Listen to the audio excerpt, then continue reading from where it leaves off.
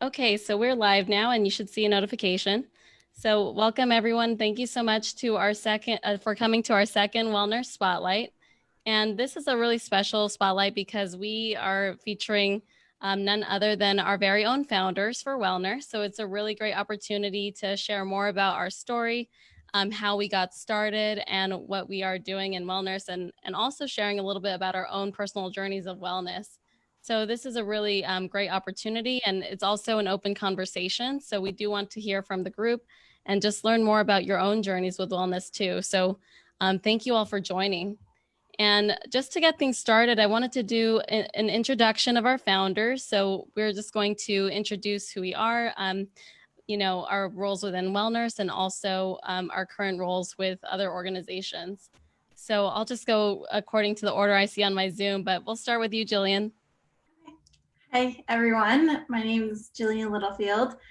So as Charlene mentioned, I'm a co-founder of WellNurse. I'm also a nurse, and I also currently work with college students to address substance misuse using a harm reduction approach. And along with that, we address other mental health concerns. And I'm also a full-time student finishing up my master's degree to become a psychiatric nurse practitioner. Great. Thank you, Jillian. And then Michael, go ahead. Hi, everybody. My name is Michael Horn. I am also a co-founder. I'm the lead developer on WellNurse. And for work, I'm a full stack iOS and web development consultant. Great. Thank you, Michael. And Kathy? Hi, everyone. My name is Kathy Schaefer. I am also a co-founder in WellNurse. I am an associate professor at Thomas Jefferson University College of Nursing. I'm a compassion fatigue certified professional. So I bring to WellNurse my experience of compassion fatigue, burnout, and working with nurses and nurses who are transitioning into practice. Great. Thank you so much, Kathy. And just to introduce myself too, my name is Charlene Platon. I'm the lead for WellNurse and also a co-founder. And currently my role is Director of Ambulatory Nursing at Stanford Healthcare. And also I'm one of the inaugural Johnson & Johnson Nurse Innovation Fellows. So it's been really a great journey to be more involved with innovation and leadership within nursing. So it's awesome to be here. And so thank you all for the introduction. And, we really wanted to take this opportunity to talk a little bit about how we all got started with WellNurse in the first place. And so, this journey has been here for a few months now, and it's been so awesome to work with, Jillian, with Kathy, and with Michael to pursue this path. And so, we wanted to speak a little bit about how we got it all started. And to talk a little bit about that, I just wanted to pose a few questions to my co-founders. So starting with you, Jillian, could you let us know how you found out about the Nurse Hack for Health virtual hackathon? Because that's where we all met and that's where the journey all started. Yeah, mine was completely by accident. I had joined not too long ago a LinkedIn group that kind of helped nurses explore the world of nurse-led innovation. And I had just, really recently become interested in how I might be able to combine my previous skills. I have another degree in another field with my current nursing skills. So the individual that runs this group actually posted about this hackathon, and I was like, oh, that sounds interesting. I might as well join and see what it's all about. So it was my first one, and that's kind of how I ended up in that position, and it worked out because we won, and here we are. Yeah, thank you so much. It sounds like you found out about it from LinkedIn, you said? Yeah, I had joined a LinkedIn group that was specifically discussing, nurses that, nurses were talking about, their interests surrounding innovation and kind of like what their paths were to get to those sorts of roles, or how to get involved in those sorts of roles, because it was a new kind of world to me. And so I joined just to connect with other nurses. Yeah, that's great. Thank you so much, Jillian. It's really interesting to hear about how these other nurses found out about the event, because I know it was virtual. It was available to people on a even international scale. So, really awesome to hear. And Kathy, how about you? How did you find out about the Nurse Hack for Health? So I actually teach design thinking and innovation in the College of Nursing to undergrad students. And through that work, I became a member of, and I found SONCL, which is the Society of Nurse Leaders, Innovators, Entrepreneurs and Leaders, and saw it posted. I'm also in close proximity and have become friendly with Marianne Leary, who is the director of Penn's Innovation Nursing Center here. Saw it posted on her, I guess her Twitter page one day. And, you know, it was COVID. And I thought, well, I have nothing to do this weekend, so I might as well just join a hackathon. I hear everyone talk about it. Let's see what this is all about. And that's actually how I joined the hackathon. Was it your first one too, Kathy? Yeah, it was my first ever. I do mini hackathons in the College of Nursing, but it's the first one that I actually was a participant in. Oh, that's awesome. Yeah, and Marion's great. I know she does a lot of great work over there in UPenn, and it's, you know, I've met her before too when we did the November hackathon for Johnson and Johnson. And so really awesome that you had that connection with her and that you found out about the hackathon that way. What did you think of your first hackathon participating in it? It was crazy. It was intense. It was like being in college and staying up all night to write a paper or to study for an exam that was really important.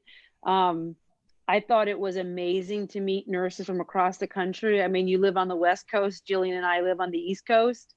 And then we had people in between who were on our team. I thought, yeah, that was kind of exciting, wasn't it, Jillian? Yeah, and like all different backgrounds. Like it was so interesting to hear about everyone's career paths. And I feel like everyone had a combination of skills. So that was really interesting and helpful to see.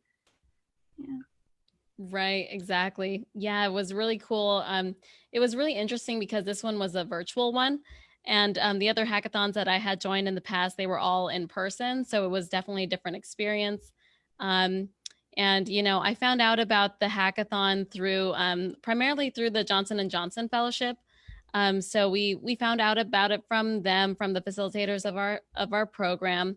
But we also you know, we also have been involved with the J&J hackathons before. This is the second time that they've organized the hackathon.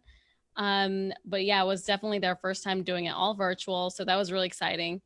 And it was, you know, it was really cool too, because I found out that Chris Caulfield was joining this hackathon. And Chris Caulfield is a nurse entrepreneur. He's the founder, one of the co-founders of IntelliCare, which is a software for hiring post-acute care staff. And so I saw on LinkedIn that he was joining the hackathon, and we had connected before for a few different things about nursing and entrepreneurship. And so I really wanted to join him and be part of his team. And so I found out that he was participating. And so I reached out to him and asked him if we could join, you know, if I could be part of his team. And so he, you know, he did say, yeah, sure, that would be great. So that's how we collaborated and started the team for that eventually became WellNurse. So it was really cool to find out about the event that way. And you know, Michael actually wasn't part of our team in the original hackathon, and so, but Michael, have you been part of hackathons before?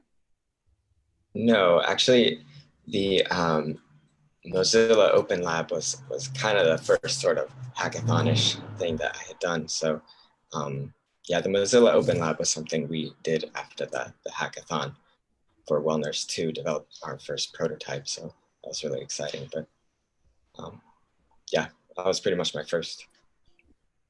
Yeah, I feel like even though the experience for this hackathon was all virtual, you know, the adrenaline rush and, you know, it just really captured the energy and the essence of being in this type of an atmosphere. even though it was all virtual. You know, just being surrounded by a lot of people, even though it was virtually. I think there was 900 people involved in this Nurse Hack for Health hackathon event that we were in from May 15 to 17. I think those were the dates. But it was still, you know, it was still connecting with a lot of people. It was still, you know, staying up all night to finish your work and to help contribute to the idea that you're building. So a lot of the same components, even though it was virtual, I thought it was really similar to the in-person experience where you're just, you know, you're all in one place and you're doing the same thing. But the upside of this hackathon was that it was virtual. So people from out of state, you know, people from all over the world were able to join. So that was a really cool experience.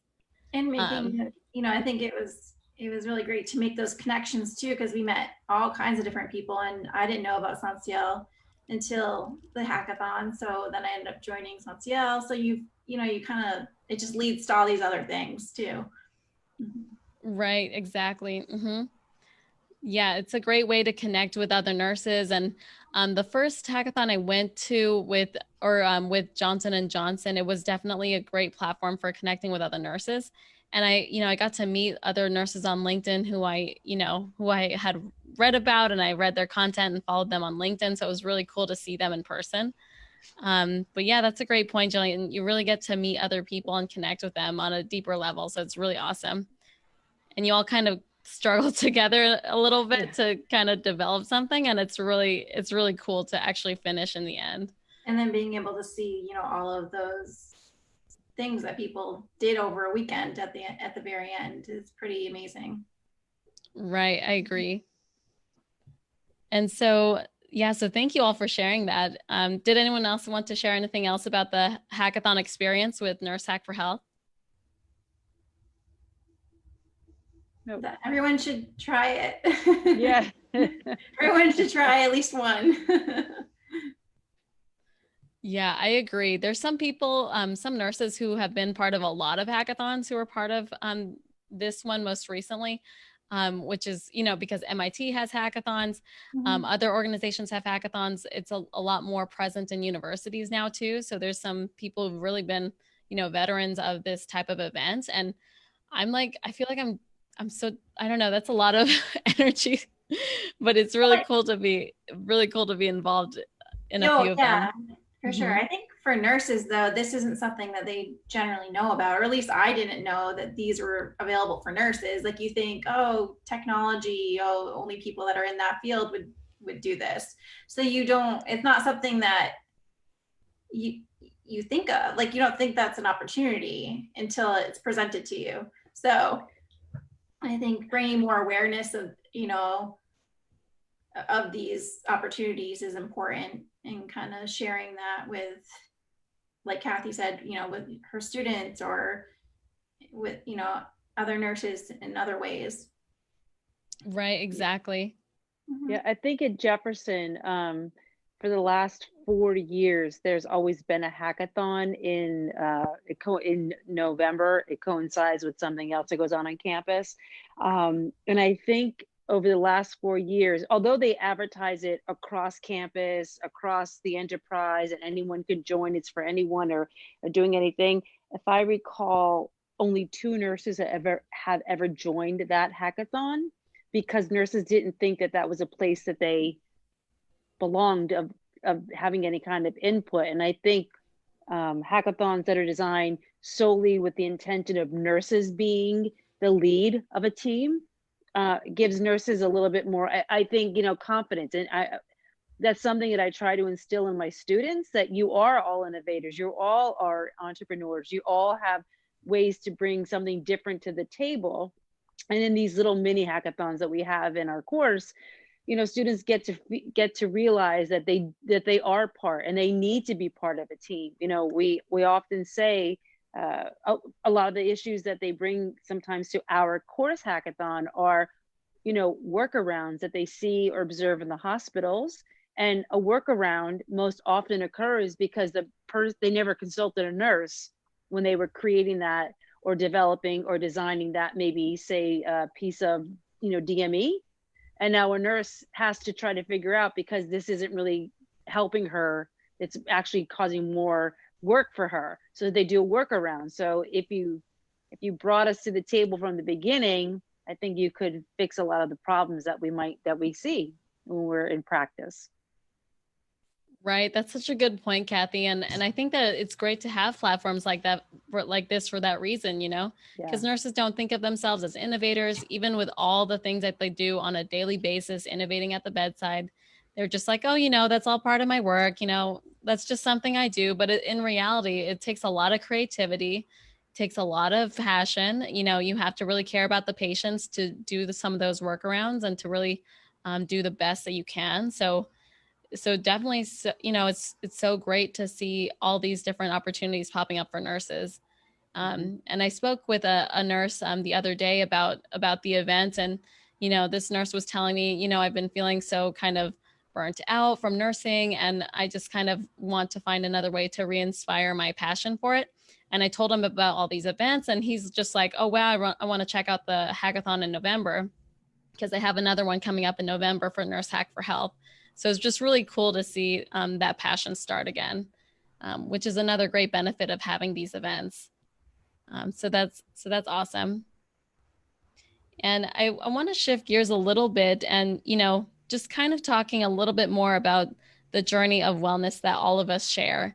And I think that in particular, you know, kind of relating to the hackathon, all of us chose to participate in the resiliency and self-care challenge. And I think that really spoke to us in a way. And I just kind of, you know, I would love to hear from, you know, from the co-founders about how, you know, how you all experience wellness and self-care in your own journeys. And Jillian, do you want to kind of share a little bit about your own personal journey? Sure. So I mean, I chose that specific area at the hackathon just because it is something that I'm passionate about, and it'll be something that I talk about on a daily basis with my future clients. But also, I believe there's definitely, you know, a real lack of education surrounding the importance of self-care, you know, in the nursing community, both, you know, in the workforce, but also in nursing school. I don't think nurses are prepared, you know, for the mental toll that nursing can take on them, and aren't necessarily given the coping skills that are needed and things of that nature. So I wanted to find, you know, a way to shed more, you know, light on that topic and advocate for nurses and their well-being. But also for me personally, I think I became more well aware of the importance of self-care during my own nursing program. You know, I completed an accelerated 15-month program, which was far more stressful than the typical 4-year, you know, bachelor's degree. And I definitely wasn't prepared for that, you know, with the you know, pressure to obtain certain grades in a very short period of time. And there wasn't much flexibility or discussion around how to best support students and their mental well-being. And then I think, you know, you kind of are in that fight or flight mode, and then that just kind of carried over into the, you know, the workforce once I was out into my new job. And you just, then I had like kind of a realization of, you know, how much this really does impact your physical and mental well-being, like when you don't deal with something like that. And it just keeps on going. So I kind of, you know, what I do is I really try to get good sleep, and, you know, I lean on my friends and family.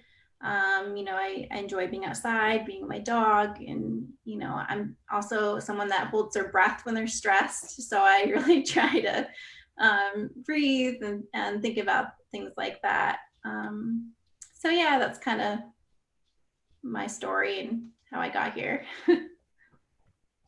Yeah, that's great, Jillian. Thank you so much for sharing about that.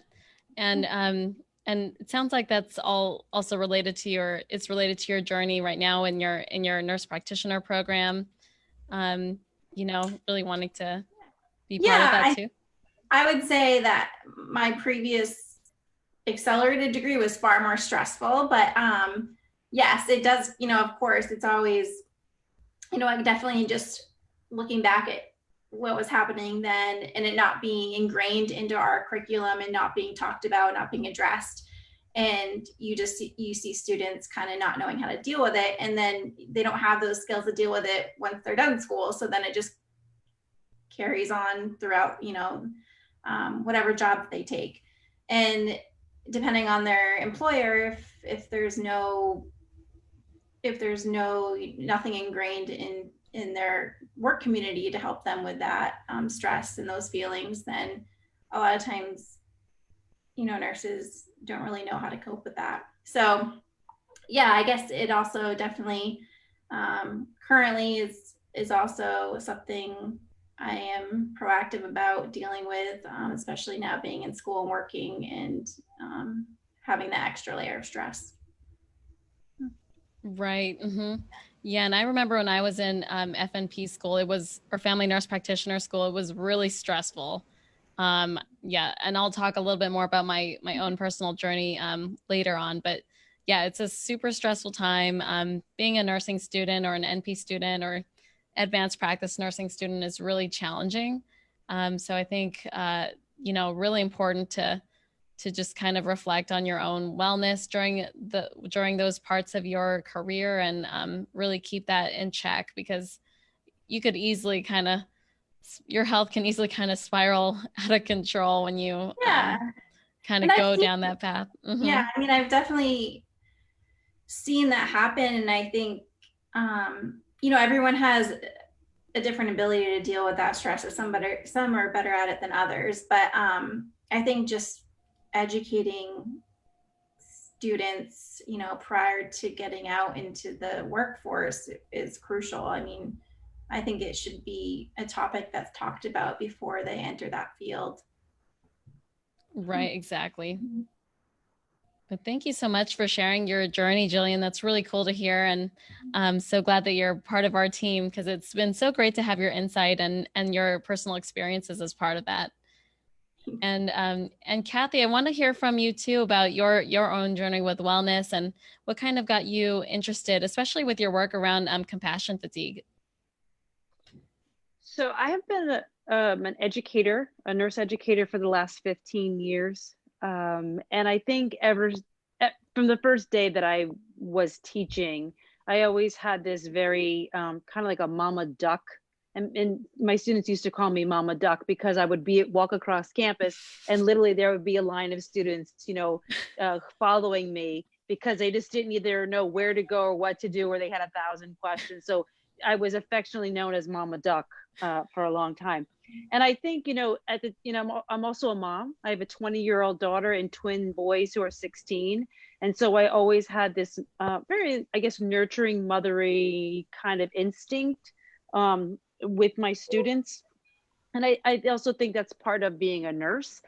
And so that just kind of evolved over time, and watching my own children grow and seeing them struggle a little bit in life, and allowing it to be okay to talk at the table that if you're having a bad day, it's okay to have a bad day. If you're feeling sad, it's okay to feel sad. If you're anxious, it's okay to feel anxious. Let's figure out what we can do so that you're not always anxious, that you're not always sad, but it's okay, and let's create that space. And I've always had that same mindset with my students. Let's create that mindset. I teach the last semester seniors, so right before they get launched into their careers, and a lot of my my work has also been around preparing them for practice. And it's not just passing the NCLEX, but it was about what is the real world going to be like. What and I used to really hate the term, reality shock, because that meant that I wasn't preparing you the correct way. It's not reality. This is what's happening. So I need to prepare you better so that you have the tools inside, internally, of how to handle stress, how to deal with your anxiety, how to be able to feel comfortable with asking questions, right? And so I've done a lot of work with that. And then when the pandemic hit, and Philadelphia got hit, and so did my hospital. My hospital got hit pretty hard, with a lot of COVID positive patients, really sick COVID patients. And we were literally ushering students out the door into practice. And I had no way to prepare them for the things that they were going to see or experience. I mean, hearing experienced nurses share with me that they were the only one in the room holding up an iPad while someone who was dying was saying goodbye to their loved one through a piece of technology, and literally crying because they couldn't do anything. Like that was, I just felt like I needed to do something. I needed to take care of those nurses. So there's actually 3 other faculty members and myself at Jefferson formed a group. We are a task force. We're called Nurse to Nurse, and we provide telecompassion for the nurses who are experiencing anxiety, depression, post-traumatic stress during this, during this really tough time. And people say this unprecedented times, offering a lending, an ear. And so that's what kind of attracted me to the self-care and resiliency track. Because I was just starting to do this work at Jefferson, and I was like, there's more I can do. I want to do more. I want to figure out how to really help nurses at least manage this time that they're going through. But for myself, my own personal wellness journey actually probably started about 5, 6, maybe 7 years ago. I went through my own personal, I guess, traumatic experience as well. And I had a choice that I either could figure out, how do I deal with this stress? How do I manage? How do I take it back? Or how do I let the world around me take over? And I chose myself. I chose me. I chose self-care. I did a lot of work with meditation, guided imagery. I journal a lot. Gratitude journaling, we all know through research, really changes your mindset. And I do that every day. Maybe not recently, but I try to practice it as much as I can on a daily basis. I'm more spiritual than I am religious. So I have a space in my room that's solely my area to sit, meditate, light some incense, sage, journal. And then, that's how I start my day. I, like Jillian, I walk, I like to hang out with my dog. And so I just find small pieces for myself, and which is some of the things that I actually work with nurses in regards to self-care, to take those little pieces back. And, we say all the time, asking for help is actually a sign of strength, not a sign of weakness. Right. And you shared so many great things there, Kathy, about your journey. I really like how you introduced it, talking about your work in the university and in academia with your students, as Mama Duck. And, and I really love that. I think one thing that really resonated with me with what you shared was creating a safe space for others. And I feel that, especially in any aspect of nursing, whether you're a student or a professional, I feel like that's much needed. And that's not something that we currently really have as a standard. At least I don't think it's really, well, maybe it's more common now, but hasn't really been a standard practice in the past. So I really think that that's important work that you've done. And it was really nice to hear about how your own personal experience shaped, your work right now with the pandemic, helping students right now in the focus group that you have. So I think that it's really speaks to how much it's needed, and how, I think that it really speaks to how much nurses can help each other, because there are a lot of resources out there, but I feel that it may not always be very approachable for nurses. So I think having these extra tools that are built by nurses can be really particularly effective for other nurses in this time. So I think that's really awesome that you shared all that. And I also like to hear about the practices that you do too. I'm someone too who's done a lot of self-care practices. I feel like I've done pretty much like, I don't know, like I've done them like everything. I've tried like everything for self-care just because I feel like it's so important. And I just love those practices too. It's really, I mean, it's kind of fun, and it's really cool to just see what really resonates with you. There's so many different options. So I like to hear that you've done a lot of those things too. And same with you, Jillian, just really trying all these different methods and seeing what really works. Because people always think of it as like meditation only, but I think, I mean, yeah, especially for Yeah. nurses too that are like constantly on the move and they don't have a lot of time. I feel like, that really plays into like what you choose to do for self-care, like breathing and gratitude, things like that. They're quick, easy, pretty easy and effective. So, Yeah, and some of the other things I also teach nurses, there's also things regarding professional self-care. Being able to set boundaries at work, being able to say no, being able to say, I need a lunch break, being able to say, I want to talk to my colleague, I need to talk to my colleagues or whatever, because we need to set boundaries, because when we set boundaries, and we don't build up resentment. Because if we're always saying yes, yes, yes, yes, yes, there comes a time that we build up resentment and we're not really in it. But if we are able to set boundaries, when we say yes, we are all in, and we're that compassion is always there. So it's not only just our emotional or spiritual, our psychological, and our self-care. It's also about professional care. And I don't think nurses talk about that, because we're not supposed to ever say no, right? We're supposed to do everything all the time. Oh no, Isn't that yeah. true? Yeah, Yeah. you're supposed to be a yes man no matter what, no matter what's going on, no matter what pandemic's happening. All Yeah. well, I which think, that kind of plays into, us trying to create more of a, work environments, a culture of thinking about these things and making nurses aware of that it's okay to ask for help, that it's okay to say you're not okay. Yeah. But like, managers and leadership talking about these, bringing these things up and, normalizing this, because it's not, common.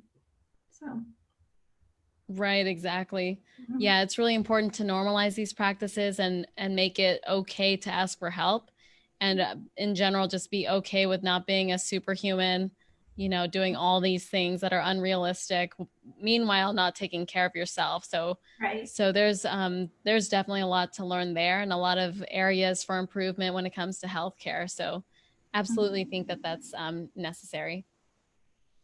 And Michael, I'm really curious to hear about your experience too with healthcare, or well, with wellness, since I know you're not specifically in healthcare. I know you have a lot of experience in the world of healthcare or with the healthcare world, but could you tell us a little bit more about your own personal journey of wellness? Yeah, so I guess, yeah, I come a little bit more from the perspective of, the kind of stressors that come with being a software engineer and everything. Um, so I guess in that world, there's a lot of pressure to be up to date on the latest news, the latest technologies, all the time. You want to just be kind of staying ahead of the game all the time. So that's kind of a lot of pressure. And also, when I first started working as a consultant, I found there was a lot of additional responsibilities in terms of maintaining communications with clients and keeping an eye on the business end of things and all of that. So I found for myself, I kind of was putting all of those things first. I really wasn't taking care of myself in the beginning with that. And as a result, I guess, my work quality suffered, my relationships suffered. So it just wasn't the best way, the kind of putting everybody else first and putting work first. It just wasn't working very well for me, So um, basically, I started to prioritize a few things that would help me stay in shape, mentally, physically, emotionally. I picked up a daily meditation habit. I still do that every day. And my girlfriend Charmaine and I, we started eating whole foods, mostly low carb. And this goes back to what Kathy was saying. I started setting boundaries with my clients. I wasn't setting any boundaries around my work hours before, so I'd be working, late into the night every day. So I started setting boundaries on that, and I actually started enjoying work so much more. and yeah, just discovered it's really important to put your self-care first. It's not just about you, it's about the people that you are spending time with, the people, who have to be around you all the time. It's actually really important to take care of yourself for their sake. So Yeah. I'm really excited that we're all talking about this and that we're working on this together. Yeah, that's great, Michael. Thank you so much for sharing about your own journey and your own perspectives and what you've done. And it is really interesting to hear it from your perspective as someone who's in software development. I mean, it is a different field than healthcare, but it kind of has some similarities with being, really fast-paced kind of lifestyle, kind of a culture that could be pretty demanding, I think, a lot of work to turn around in a short amount of time.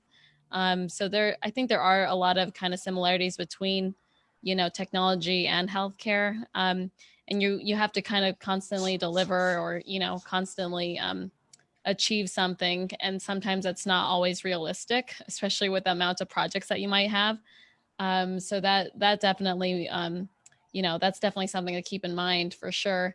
And I really like what you mentioned about having boundaries, because I feel like that's not something you learn in school, whether it's, engineering school or in healthcare. You don't learn how to set boundaries. And it's kind of similar to what Kathy was mentioning too earlier about professional boundaries and professional, learning how, just learning about professionalism. These are all parts of self-care, even though it's not really considered the typical approach to self-care. Being able to set the boundaries, it really allows you to do all the other things in your life that are actually more kind of self-care, like direct self-care practices, just like the meditations that you do every day, or walking or exercising or just allowing yourself to eat healthier. I feel like boundary setting is a really big part of that. And Yeah, is it's yeah. definitely a huge part. Mm-hmm. Oh, sorry, go ahead. Yeah, I was just gonna say, like you said, it really enables the rest of it. Like if you don't have boundaries around your work or whatever might be something that is a demand on your time. Um, like Kathy said, if you don't have those boundaries, you can build up resentment, and you're not going to be putting your all into it, and you're not going to have time for taking care of yourself in ways that allow you to really show up in your life. So yeah, it's super important. Right. And in your field in technology or in software development, do you see that they prioritize self-care, or is that something that they even talk about, or is it kind of stigmatized in that field as well? I think it's not necessarily stigmatized. It depends on the company. Certain companies have actually made quite a few big steps towards, allowing their employees to have more time to take care of themselves. Like Google, for example, they devote a whole hour, like every employee, they get to devote a whole hour every day to doing anything they want, any project. It doesn't have to really be related to their work or anything. And, there's companies like Headspace that are, completely um, centered around meditation and self-care and things like that. So they have a good self-care culture there as well. But, yeah, it's not every company though. There's still a lot of pressure in companies like, say, Apple and Facebook. Mm-hmm. You just got to be, on top of everything all the time. Mm-hmm. Yeah, and that's interesting because I know a lot of tech companies and startups, they have different kinds of perks, like they might give you food or or they might have some cool swag, or, a lot of other kinds of things that people might contribute or, think about when it comes to self-care. But it's interesting to just kind of see how different fields and different industries handle self-care, because I think it's still not really a huge, not really something that's really commonplace in those industries as well. But it seems like it's starting to head in that direction. Yeah. Right. I don't think it's become a priority quite yet. Yeah, not on the whole, I wouldn't say. Right. Mm-hmm. And I wanted to share a little bit too about my journey with wellness. And just for me, I feel like I've always been interested in this type of work just ever since I've been in the healthcare industry or on the path to nursing and healthcare. And for me particularly, I had a lot of challenges with, during my time as a nursing student. And that was for both undergrad and graduate school. It was really tough for me. And I think that's really when I started to develop some practices around my self-care. That's when I started to, I tried therapy. I've done meditation. I tried exercising and other things. But I really saw that it's not something that you could just start and stop for for a small amount of time. It's really a practice that you have to do in your everyday life you know, for like your whole life. It's similar to exercising. It's not something that you can just do for like a year and then just call it a day or, and just kind of ignore it for the rest of your life. I've definitely found it to be a lifelong practice. And, during the pandemic too, even though it's been a few months, I feel like I've done so many types of practices for self-care. I've done, therapy again. I have a life coach now. I've been doing meditation, breathing exercises, which has been really beneficial to me. During the pandemic, I started to have these panic attacks that I've never had before, which was, well, I mean, I did before, but not as nearly as common. So it's just really interesting how much more I kind of am being in tune with my emotional well-being during this time in the pandemic. And I think that's why it's so meaningful to do this work with this team that we have for WellNurse, and just kind of letting people know it's okay to seek help. It's okay to do these practices, because it really should be part of your everyday life, just like how it's acceptable to exercise every day. It really should be considered acceptable to do self-care practices every day for your emotional well-being, and also professional well-being. So speaking to those different things. And so, I've also done this, I also finished this 12-week wellness program during the pandemic.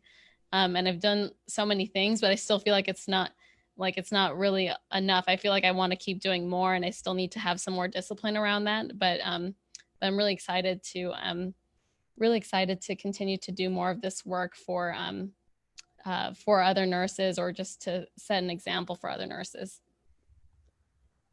Charlene, you were mentioning before about your breathing, like deep breathing, and how it has, you feel better doing that. And, I just keep going back to my compassion fatigue, the certified professional that I am.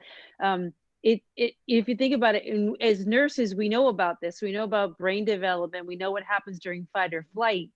We hold on to that tension, and we sit in the sympathetic nervous system all the time. And that if you burn a candle and you don't, eventually if you keep blowing wind at it, it will, it'll just go out very quick, much quicker than if you just let it naturally go, right? So helping people move that or shift there from that sympathetic to that parasympathetic nervous system response. And one of the things is just to let all your air out, like breathe, like big hold it in, but just let it all out. And it's things like that we don't teach nursing students in nursing school. Like I just remember every time I see them on their first day of class, like they're all sitting there and they're all holding their breath because they don't know what's coming. And I'll always just say to them, just let some air out. Like, I just need you to let some air out and just breathe for me. You're going to be okay. And it's that constant mindset that we keep them in from nursing school and into practice, that no one ever says to anybody on the floor, hey, you need to breathe. Like, it's okay, you can breathe now. Like, so I think that what the work that we do and what we're trying to do with our app is just remind people. Like, I don't know if we have to, people learn this somewhere, right? We're just reminding them, you need to breathe. You need to take time for yourself. Like, you need just to exhale every once in a while.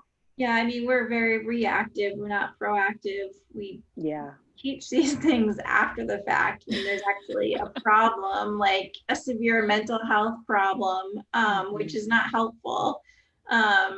So, I mean, we somehow need to find a way to intertwine this way beforehand into our daily lives, and talking about it with students, talking about it maybe with new nurses that are just starting a job, incorporating it into their training, like things like that before it gets to the very severe end of the spectrum, where we're kind of basically trying to like help someone survive. It shouldn't get to that point.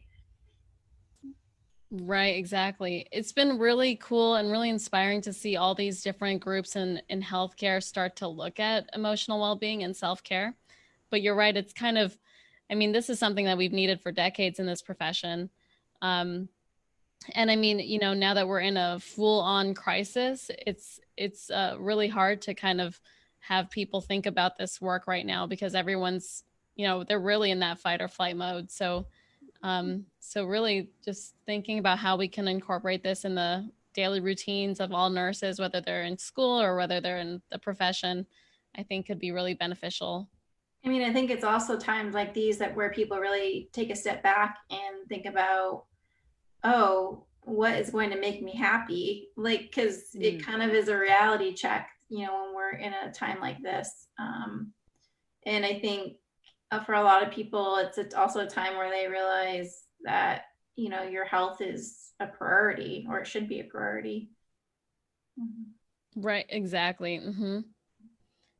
And let me, and Michael, was there anything else that you wanted to add?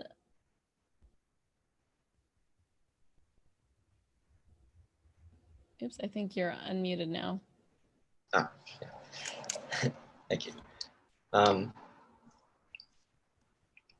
just want to say I'm very excited to be, part of a project that's really focusing on, bringing wellness to healthcare because, my girlfriend being a nurse for 8 years, I don't have firsthand experience. I've heard a lot about, what nurses go through and the amount of stress that they have to endure. And to be part of, working to bring some amount of relief, some solution to people for that is it's a really big deal to me. And yeah. Thanks for joining us, Michael. Yeah, I just wanted to Thank say, you. Michael, Thank you. yeah, but I just wanted to touch on what Michael said and just just kind of highlight what he just said. He said he doesn't have direct knowledge of what nurses go through.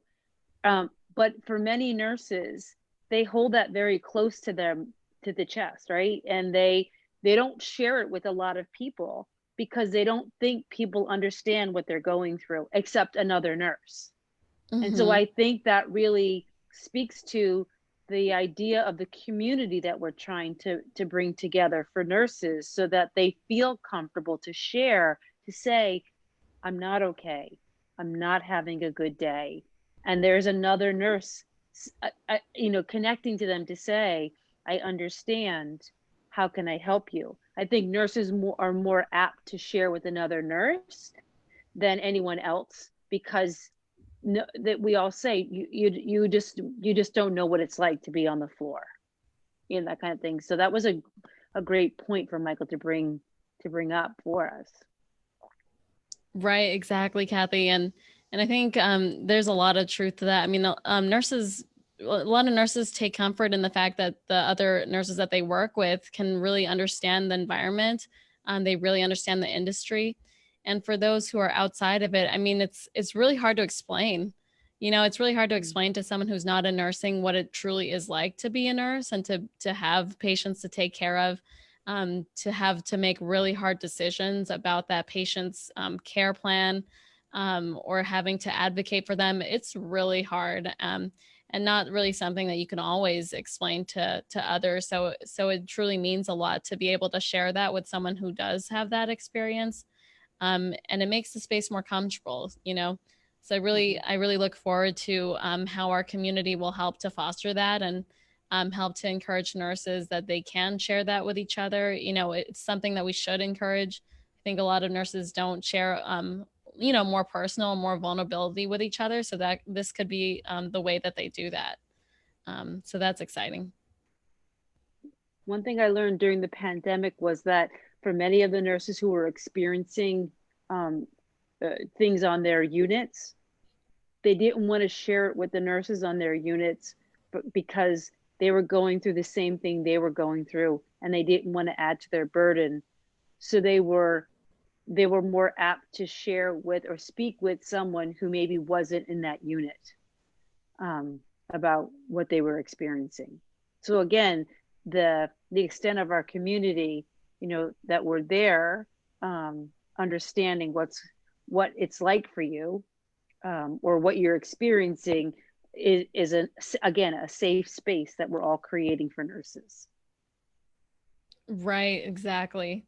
Yeah, and I really love that. And with WellNurse, we really hope to capture that. We really hope to help empower the nurses to be their best selves. And this is work that will be needed for a long time. Not just now with the pandemic, but it will be needed for a long time to come. And it has been something that's been needed for a long time, actually. So it's just wonderful to see so much more movement and action towards all of this. And I really think that we could all make a huge impact on this. This is something that will definitely last and will be a resource for others. And as we draw to a close right now, I just wanted to ask each person in the group if they have one thing that they want others to take away, from this conversation, or if there's anything that anyone wants to share as just a last bit of wisdom or just insight when it comes to wellness. And we'll start with you, Jillian. Yeah, I think I want nurses to know that they are capable of creating change and that they can, tackle something that is outside of the realm of nursing, but also incorporate their nursing skills like we are doing. But also that it's, okay to ask for help. And I think the more we say that, the more likely we'll, act on that. Great. Thank you, Jillian. And how about you, Kathy? So I think I'm going to go back to our pitch from WellNurse and the hackathon. WellNurse, it's by nurses for nurses. We're here to support them, just like Jillian said, and that we're just creating a safe space. Yes, and that's so important. Thank you. And Michael, any insight you wanted to share? I think I just want to re-emphasize, because I had it in my head for a long time that, taking care of yourself is selfish. So just to emphasize that taking care of yourself is one of the best things you can do to take care of the people around you.